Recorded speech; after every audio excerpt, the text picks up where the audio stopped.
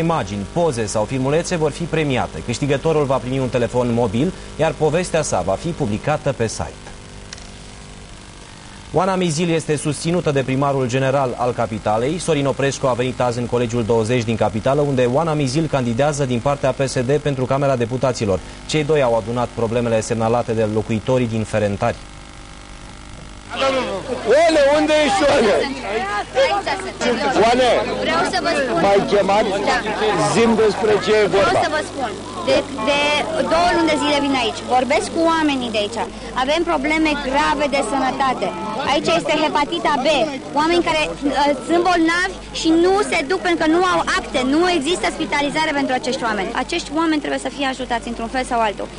Primarul general al capitalei a anunțat deja că în zona Ferentari vor fi construite 2 centre de diagnostic și o stație de ambulanță.